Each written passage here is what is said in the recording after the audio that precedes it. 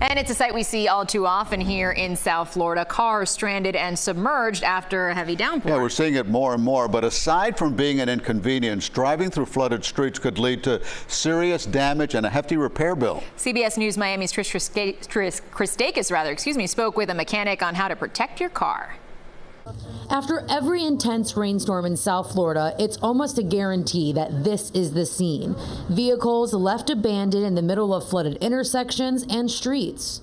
But what may seem like just a stalled engine can quickly turn into thousands of dollars in damage. Depends on the car, so you're looking at probably from $5,000 to $20,000 depending on the car, or even more. Jose De Verona is a master technician at Bico Auto Care. He says one of the worst mistakes a driver can make is trying to push through rising water or starting a car that's already been flooded. You let the water recede, you call a tow truck to tow it out of there, but don't try to start it. Don't turn on the ignition to power up the other electronics. You want to minimize the damage. So if you try to start it or turn on the ignition, you're just going to cause more damage.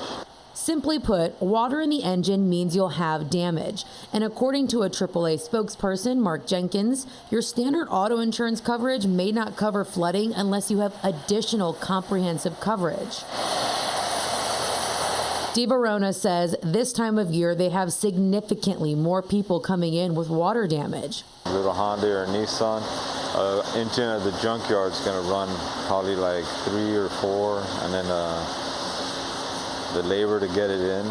So you're looking at a minimum of $5,000 to $6,000. Yeah, easy on a cheap car.